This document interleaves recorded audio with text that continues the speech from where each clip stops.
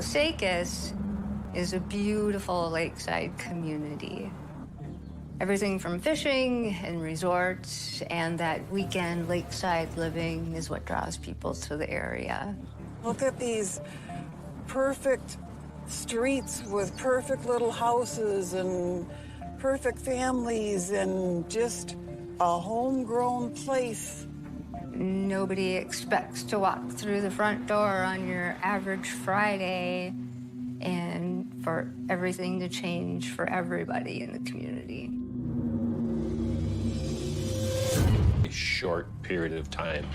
Just thinking about it just gives me the chills. It had to be a fluke. Who could have done this? Why would somebody have done this? There's still some pieces that we're trying to put in place, so we're not revealing a whole lot. It's like, hey, I need to get your DNA and fingerprints. You can see the light bulb going, they maybe think I'm a suspect. Do you have something to tell me? Did you? Todd County investigators say they now know how and will say... It was extremely surreal. I might know a murderer. It was just a big shocker.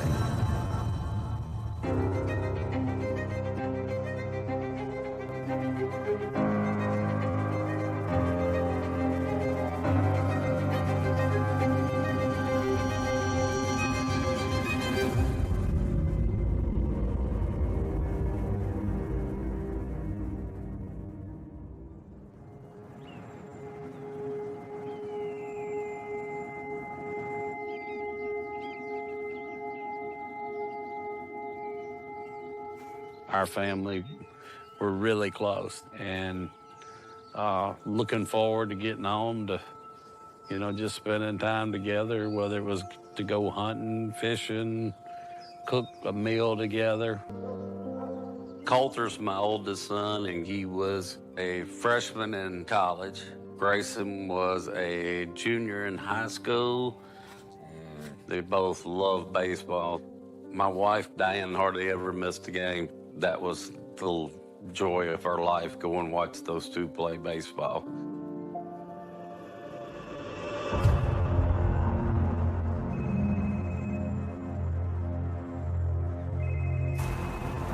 I was working, and the phone rang, and it was my son, Coulter, and he said, Dad, Mom's down, and she's bleeding. So I said, go call off, and made it home in about 7 minutes, and that's where my wife, Diane, had been attacked.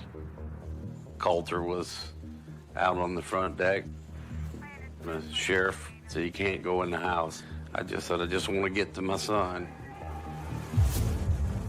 That was way too much to ask a child to find his mom down and try to do CPR and revive her. You know, your mind's racing, and then you see the ambulance come, and they put her on the stretcher, so. We started heading to the hospital where we waited to see what was gonna happen.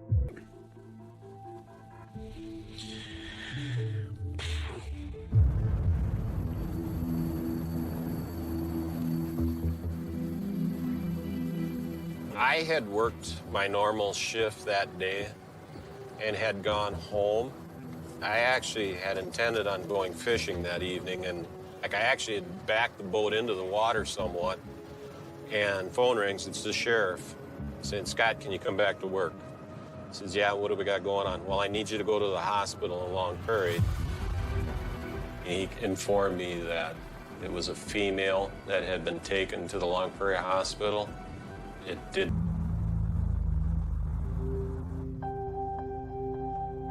We're at the hospital.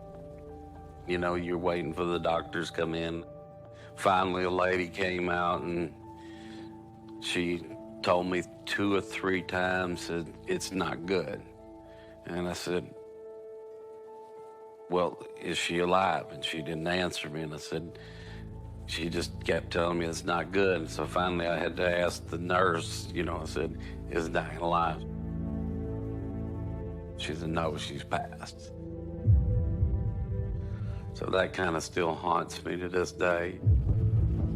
You're kind of in the job of trying to help find out who did this.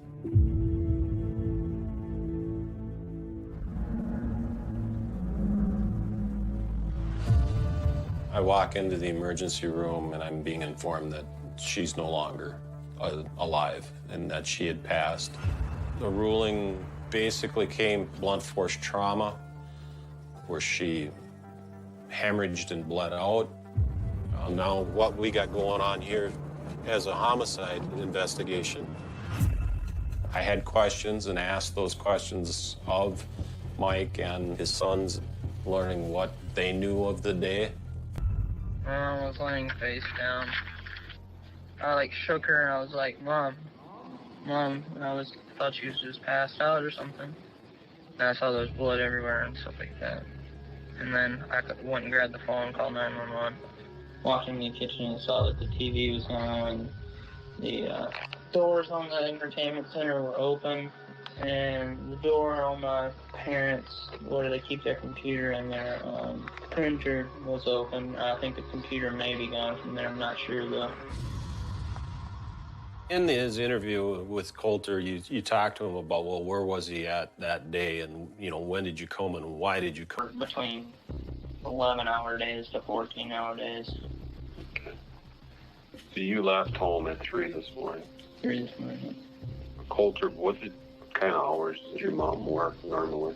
Usually Monday through Friday. I think she had to be there at 7:30 or something like that. Work till usually 5:20, 5:30 she'd get home.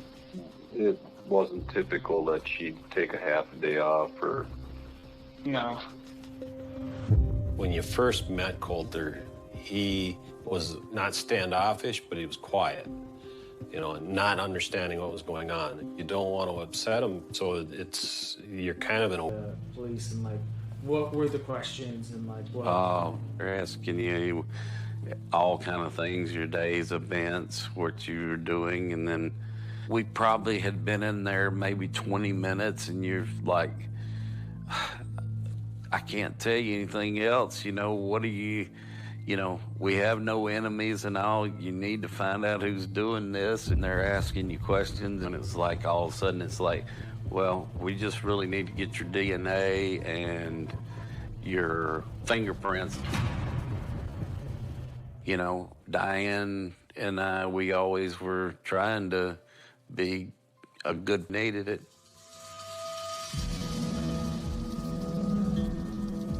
Trying to learn what I could from the husband and the son. You can see some anger at times.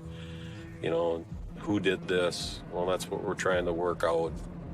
They kind of figure it out, or you can see the light bulb go, oh, they maybe think I'm a suspect. You'll have family members go, well, do you think I did it? Well, I'm here to ask questions, and it's for us to figure out. So, but do you have something to tell me? Did you? My biggest thing, you wasted 2 hours. We're 4 hours from Canada. They're almost out of the country. That initial process of getting those statements.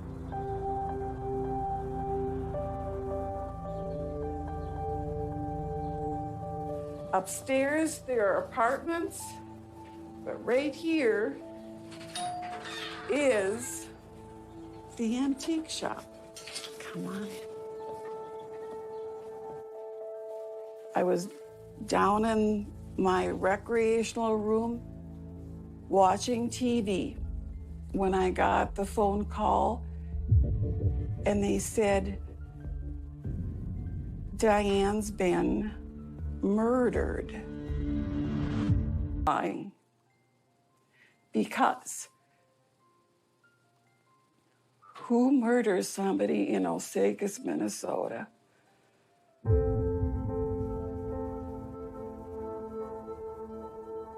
Diane was a friend from the start. Lots of fun for looking around. We had good, wholesome fun. We celebrated the marriages, the births, and everything else, and we all kept together. That's what Minnesota is about.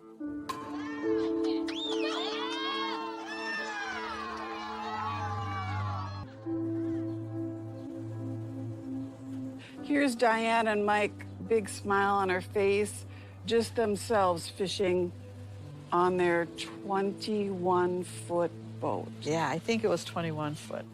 I'm looking at these pictures, I'm thinking, She's drop dead gorgeous here.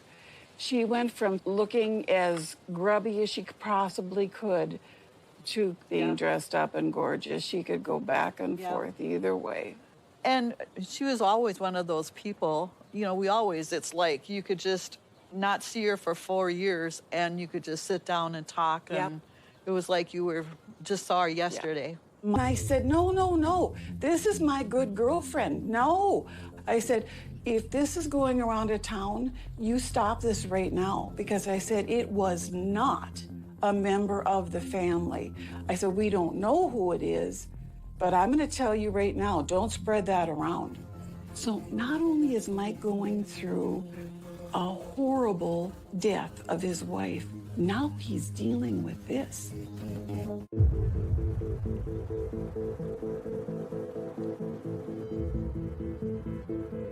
She gave me this as a gift when I was in the hospital. I am a dear friend of Diane's house. We'd have Halloween parties, or we would have, you know, dinner parties. Whatever occasion, we'd just all get together, and it was the same group of people. She was such a tough little thing. Fix a whole dinner party, bake a cake, make cookies, and do it all with a smile in one day. You know, this woman was tough. She was just a amazing, like, Wonder Woman. And when I heard it was a murder, that just made it so much worse. You know, that just devastated everyone. Whew, just thinking about it just gives me the chills and makes me, how did that happen?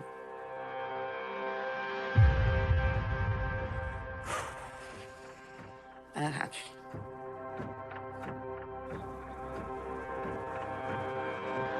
are we going, little one? Where are we going? When I heard about what happened, it could have happened to anybody. It could have happened to me. It could have happened to my neighbor. I don't even have the words. It was extremely scary. It's like everybody was afraid. Even I was afraid to, like, go out or do anything. Like, what's going on? It's getting so weird. I was a reporter for the Osakas Review. Covered everything from the annual quilt show in Osakas to city council meetings. It was news when someone made a hole-in-one at the golf course. It was news when the city water rates would increase. But murder in Osakas, unheard of. You know, when something like this happens, instantly a community can almost maybe turn on a family a little bit. I think that's perfectly normal. I was worried about Mike. You can tell Mike wanted to get out and do more and help. Mike was very antsy. He was very on his toes, doing everything that he could to help the police. The nice part about this case is you talk with Mike Fortenberry, you talk with Coulter Fortenberry. It's new and they haven't had the chance to sit there and think about this. For me, it's always the first is the purest, and the read on Coulter was he's not involved in this at all. And his dad's not involved in this. Mike, and it was easy enough for us to go and verify that. I was also dealing with her employer and just getting a story, trying to figure out, you know, what we're dealing with. Diane was working as a truck dispatcher. Diane just loved the people that she worked with. You know, she couldn't wait to get to work, and I think they had over 50-something drivers, so she got to know them all well. Loved it. And you have an employee there by the name of Diane? Yes, we did. And how long on lunch break did she? Typical, yes. On a daily basis? Pretty much on a daily basis, yes. Is that the last you've seen or heard of from Diane today? Yes, it is.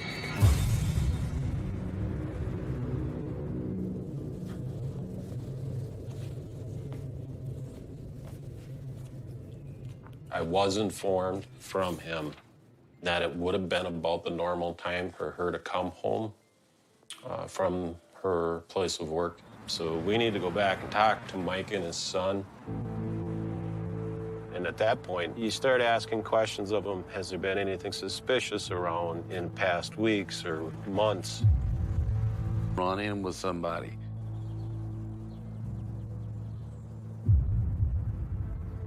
Well, I was working in my garden.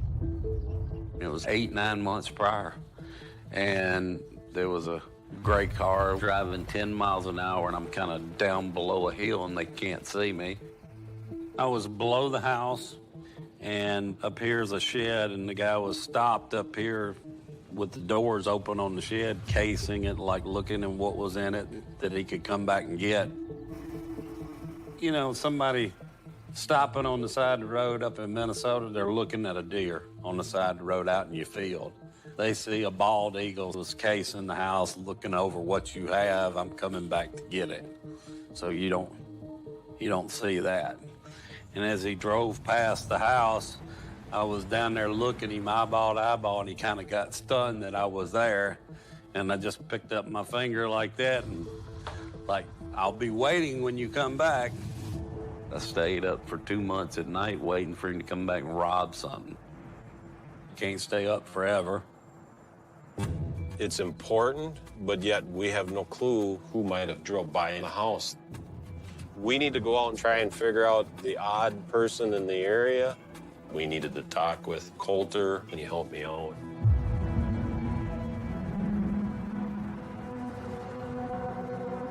Coulter, is there anything else that you can think of? Yeah, as I pulled up, I was like, well, why is my mom home? And then she was pulled over a little bit to the right of more than she, I guess she usually parks like straight up behind her. Her stall? Yeah, where she pulls in. And she just pulled over to the right of it. Diane always parked right in front of the garage. Well, this time the car was parked in the grass kind of below it. You know, it just wasn't normal for Diane. Investigations here for 18 years. We don't have a homicide that often. We all live in a great community here. It's a small percentage where we have this element of bad criminals. Like in this particular case, it's sad. It's sad that it happens, but you know, even rural settings in the United States, no one's immune to this happening to them.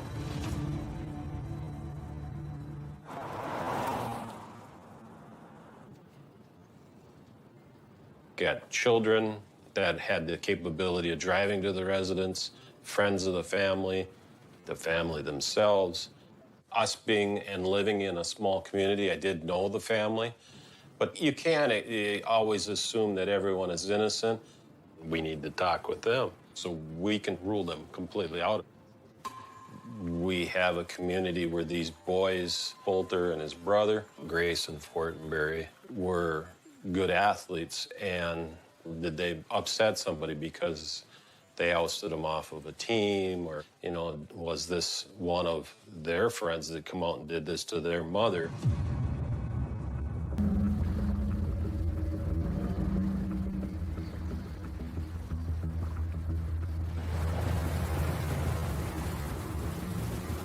We conducted an interview with Doug, a friend of Diane's son, Grace and Fortenberry, just trying to get that level as to, is Grayson a kid that would have brought trouble into the family? As I'm talking with Doug and some of the names he's naming, I'm recognizing these kids, you know, so I know we're talking about good kids here. Grayson, he's a good kid in school. He doesn't have a girlfriend, so there's really no chance that Grayson upset some young, taking down a page and trying to close the gap. You walk away going, well, there's nothing to dig into there. Well, let's pick up the next one and, you know, see what we got. Hey, they did their job. It was uncomfortable to answer a few of those questions. Even to think that this could have possibly been my son was That was kind of tough to think at, but then you got to look at it. They have to ask those questions.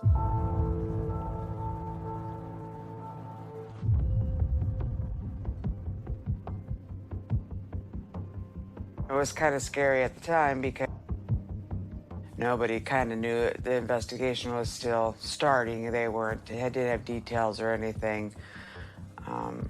So we didn't know what was going on.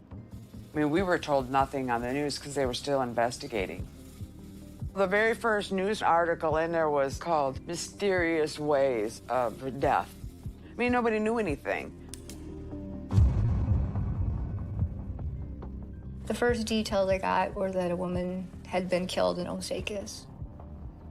There was definitely buzz, plenty of talk over coffee. Everybody wanted to know what had happened. Might know to get basic information, maybe even a friend.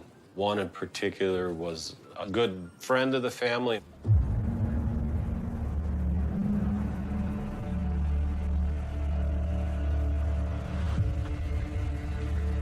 Everybody loved her. It'd have to be somebody random. I just don't believe anybody that any of us know would have committed anything like this. It sure started to add up that maybe she came home to someone in the home. Case investigation is who would do this to them and do this to Diane. I don't remember that any of us thought that it was anything other than a stranger and something gone bad. Not a family member, not Mike, not the kids, not any part of Diane's family. We just didn't know who. And it was unbelievable who it was.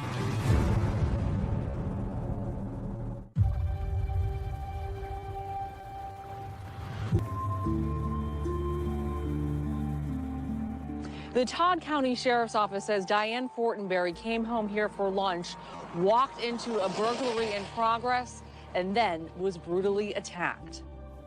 Hey, Barb. How are you? The community definitely rallied around Mike and the boys and the family. And the community appreciated that it was an unbelievable hard time. And Mike was so hurting. He would have loved this. Big ego. That's next road up here. That's where our farm was. It's tough to go back. The house was a crime scene. Taped off and on. You couldn't go there. The crime bureau was there. But you can't get any clothes. Plus your accounts are not closed, but you can't access them because they're seeing if somebody's going to move money or something around. So you basically, what you had on the night you went to the hospital, that's what you have. That's where the community came in. Here comes cash, here comes clothes, you know. Your friends are available for you, but the person that did it was still on the loose. So, you know, the school would set up counselors, and the teachers were very supportive. That was my kids' comfort place.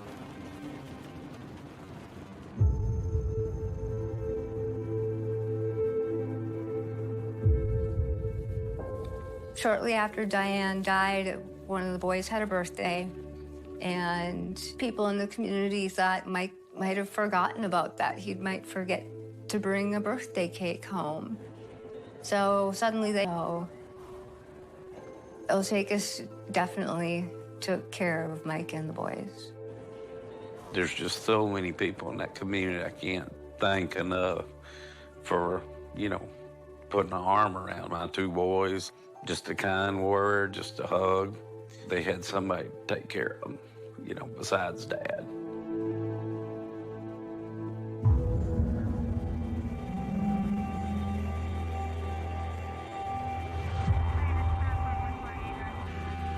During this time period, police officers came out. They went around looking in dumpsters, looking for evidence.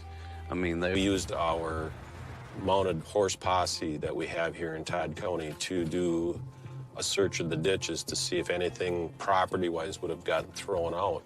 We walked the road ditch several miles both directions from the residence. So trying to figure out if there was anything there. And we never found anything of substance out of that search. The Todd County Sheriff's Office says this is the first homicide in the area since 2006. The crime has stunned many who live here for a peaceful escape. Well, we're definitely going to be locking our doors. Nobody knew anything. You know, prayers to the family and small little blips on the news every once in a while about, you know, cases progressing. It's like a jigsaw puzzle. We've had to put the pieces together, and there's still some pieces that we're trying to put in place, so we're not revealing a whole lot.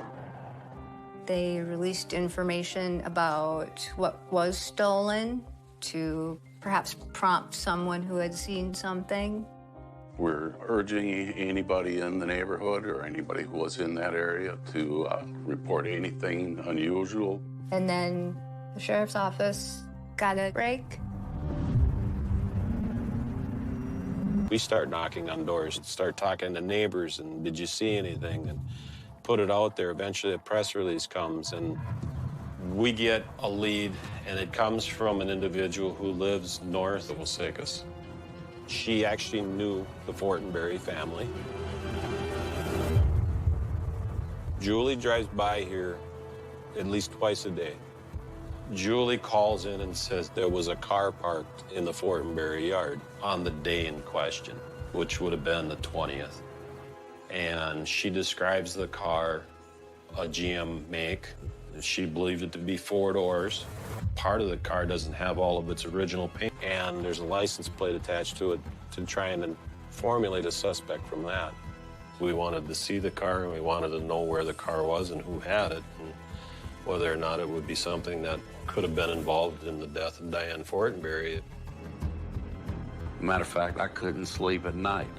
I was out driving the street looking for that car that was described that was at my house.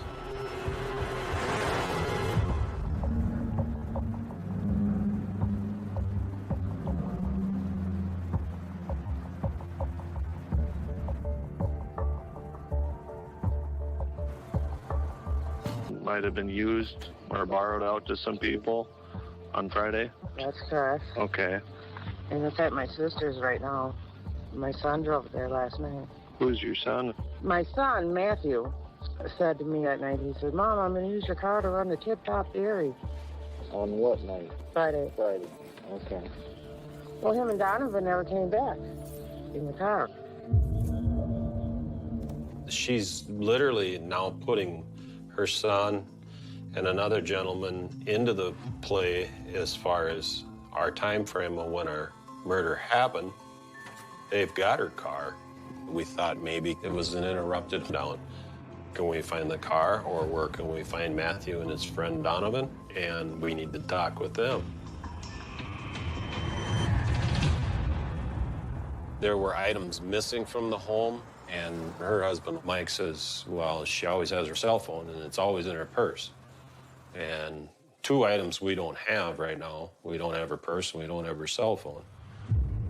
That prompted us to try and ping Diane's phone, and that leads us to a trailer park in Alexandria. The equipment actually took us right to a dumpster that's there for the resident. What was in the dumpster? We found the property, at least some of it, from the Fortenberry residence. They found Diane's cell phone in her purse, some items that had been stolen from the home, along with a pair of black slip-on shoes. And the shoes had blood on them. And this stuff was all inside of a plastic garbage bag. Well, law enforcement treats it as a crime scene again, so they take everything out and they hand it over to the lab, and then the lab starts working on that. to see if we can come up with a fingerprint or even, because the forensic part of law enforcement takes time. At this point, we're focused on trying to talk to Matthew and Donovan.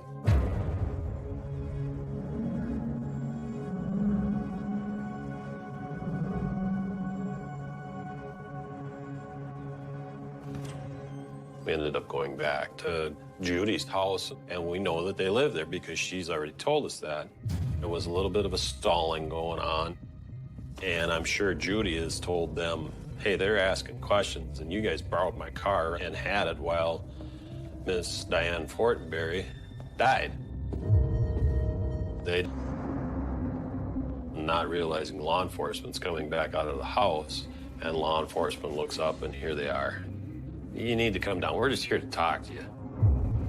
We looked at the car. It wasn't a match. They kind of stayed on the bottom end of our investigation.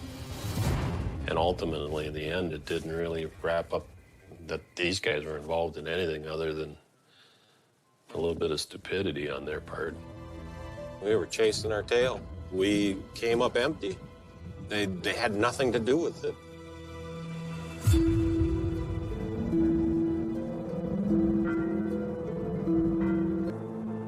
It's more than just a funeral, you know. You're reliving every moment, every special occasion with people, and people are coming up to you, telling you stories, how she always managed to make you smile and laugh.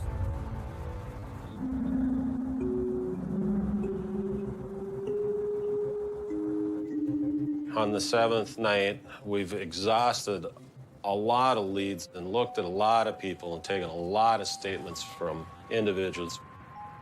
We're going to close up shop early that night because we really felt we had exhausted anything that we could. The laboratories finally developed a fingerprint off of the bag that the property was put into. A fingerprint that was on the plastic bag that stored that property in that dumpster. In the end, it works out that we got a name to it. He had a criminal history in the state of Minnesota. We have somebody now that's of a solid person to seek out. Jeffrey Allen Brooks.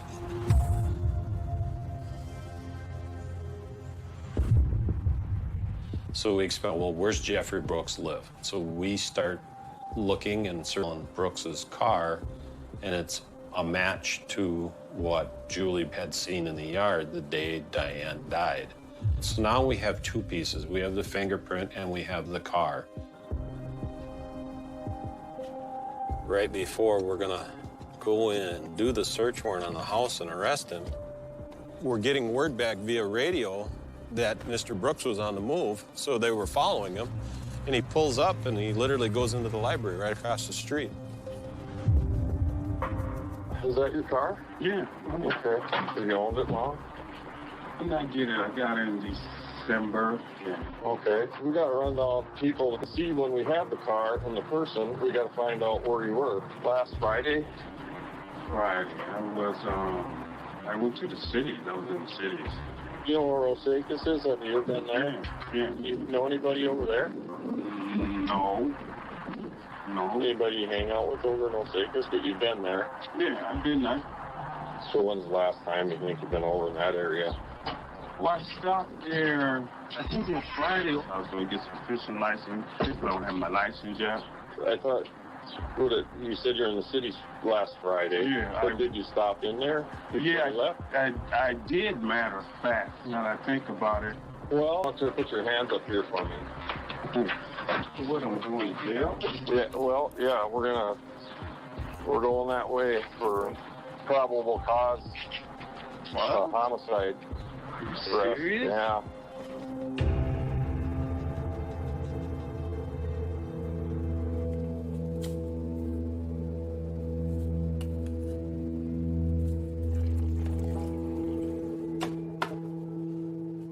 I was making lunch for my mom, and all of a sudden I heard, Tressa, come in here really quick. And they come in. I remember it coming on the news. They found the killer, and I looked at my mom and I was like, did they just say they found the killer? And she's like, yeah. And then we just fell to the floor. Like, I literally sat on the floor and was crying. Like, there's no way. My kid came in, she's like, what's wrong, what's wrong? And she saw him on TV. She knew who he was. She's like, oh, Mom, we know him.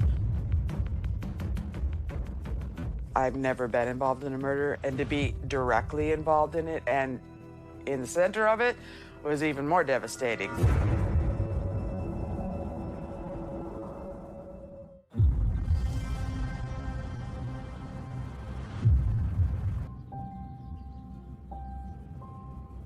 I was the girlfriend. I met Jeffrey in '99 through mutual friends. We were out hanging out and I got introduced and we just clicked. We were friends like right away. He was working at a meat packing plant and he had to quit that job because it was too much on him, all the lifting and all that stuff. And he was getting older in age, so he wasn't working for a while, and I think he just got into a slump. Jeffrey was really kind with my kids. My kids loved him. He was just always the kindest, gentlest guy I've ever met. So when we found out he was involved in it, it was like, I want to know the whole story. I want to talk to him because I just can't believe that he would do that. Come to find out that Jeffrey Brooks actually worked at the packing house in Long Prairie and drove by this house to work every day. This was his association with where Diane worked at. Maybe he knew Diane, you know. We don't know. He was at my house after it happened, like right after it happened. And then when it came out on the news that Diane had been murdered, he was just a calm Jeffrey.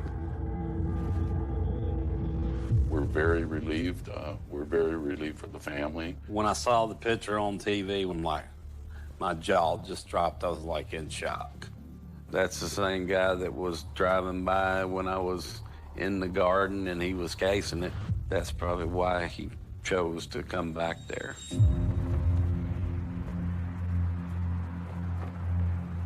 The car itself was taken to the BCA lab and gone through and looked for, you know, forensic evidence such as Diane's blood that he would attract into it.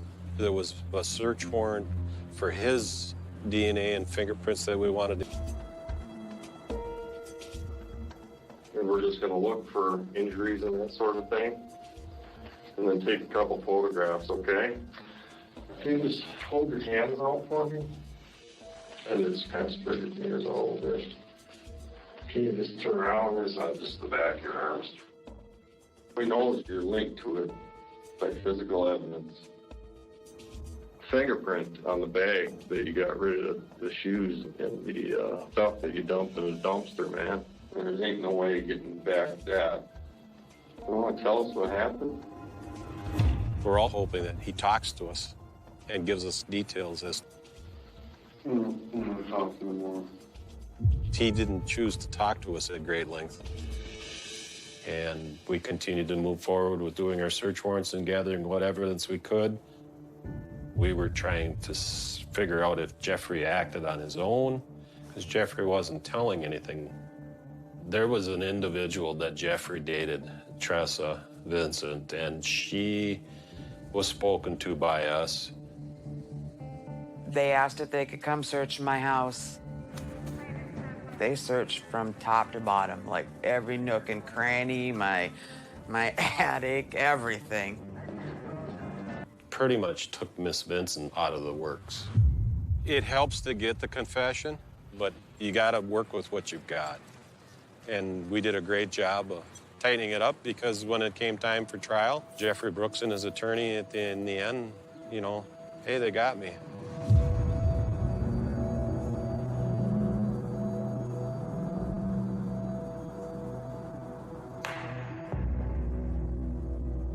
Jeffrey Brooks, in the courtroom, gives his factual basis.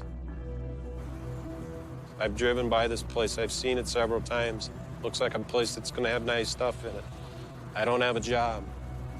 Some of the items he took, it gets interrupted. She comes home. how he beat her.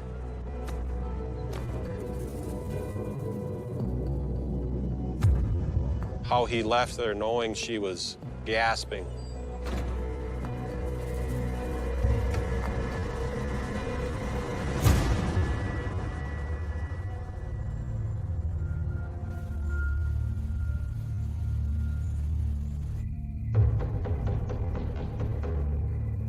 Diane's husband did show up at my house once.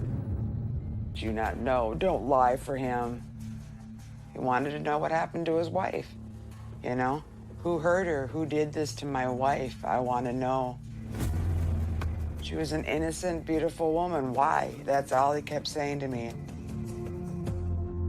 You know, I'm sorry for your pain. I'm sorry that it happened, but I don't know what to tell you. Started crying, and he was crying, and it was hard. I felt so bad for him.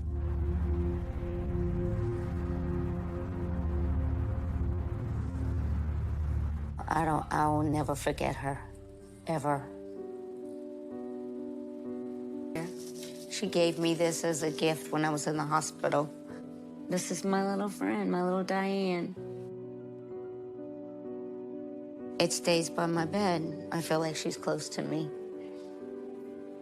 Yeah.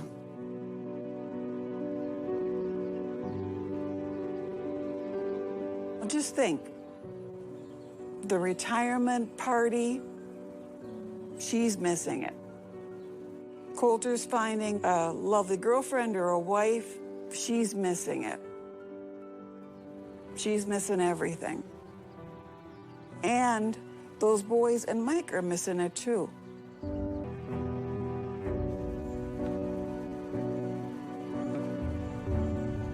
Diane should be remembered for her smile, her wit, and the ability to make anyone become her friend.